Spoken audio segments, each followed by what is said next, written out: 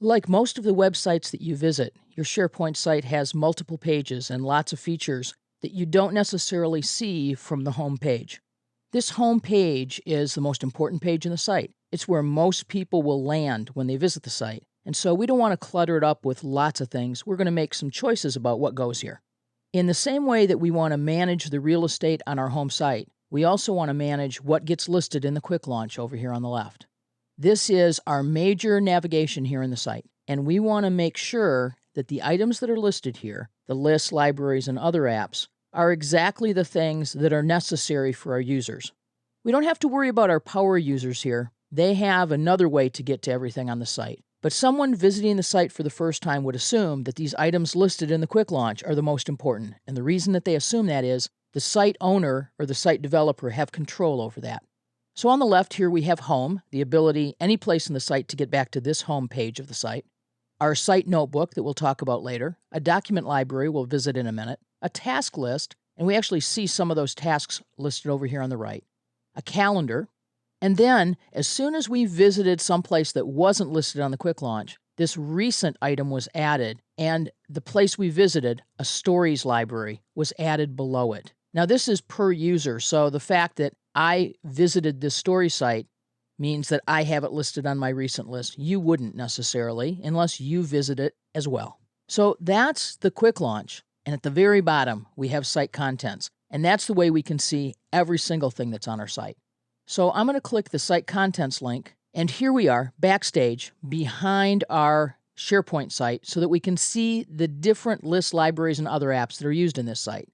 At the top in the upper left, we have the ability to add an app, and you'll see more about that later. Then we have libraries and lists that have been created. Some of them are new, and they're marked with a new icon. They'll stay that way until about midnight tonight. So we know that they were created sometime today. And we see lots of apps here that are not listed on the quick launch. Admin docs and admin pics, for example, are folders that I created to hold documents and images that will be used in the site but aren't available for the team to collaborate on. More instructions to the person administering the site, and choices of some images that they could use. Because regular users have no reason to get in these folders, they don't need to be on the quick launch. Our site administrator will know how to get here by clicking Site Contents. In the same way, SharePoint created Site Assets, Site Pages, Form Templates, and Style Library. All of these are items that users don't need to have access to, so they're not listed on the quick launch. And then finally, there's a library here, Stories, that I created that I haven't yet said should be listed on the quick launch. There's not anything in it yet. I just created it. But eventually I can choose to have that on the quick launch. And after I list it on the quick launch, it will no longer be a candidate for showing up as a recent item because it will be listed on the quick launch itself. If there's something listed on the quick launch and I edit the links and get rid of it, I'll have to edit the links again to bring that item back. So if I don't ever want admin docs and admin pics or stories, any of these, to show up on the quick launch, as a person who has access, the ability to edit the quick launch, I can just click, and if I remove stories here, it won't show up again unless I intentionally add it to the quick launch, even if I visit it and it's recent. When I click on the Home tab, I don't have a toolbar here that helps me work with the site contents. But when I click on Site Contents, it appears. 3 choices here. Site Workflows, because I can assign a workflow to an entire site in SharePoint Online 2013. So I can say whenever something happens, whenever someone puts a document in any place in the library, or something else that would be site-wide, I can have a workflow associated with that. We'll talk about workflows late in the course.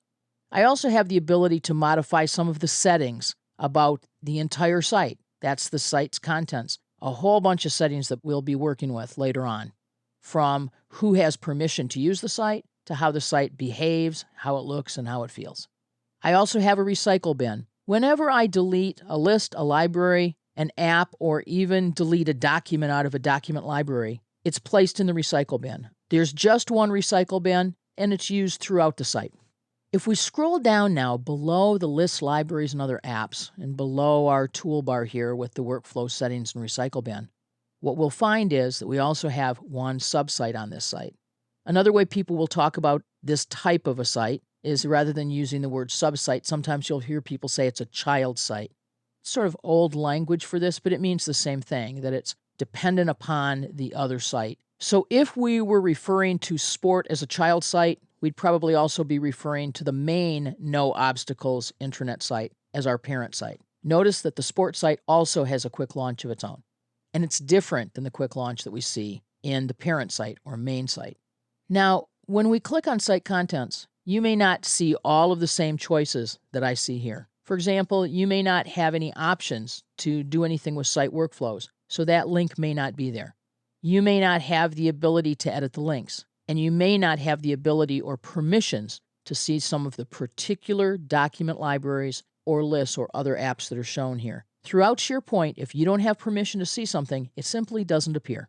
But when I go into my site for the first time, I take a look and I'll say, okay, that's cool. And one of the first things I'll do is I'll say, let me see what else is here. Is this the entire story, or is there even more to this site that I want to know about? And to do that, I'll quickly go to the quick launch, click Site Contents, and here I am backstage viewing all of the contents of this site that I have permission to see.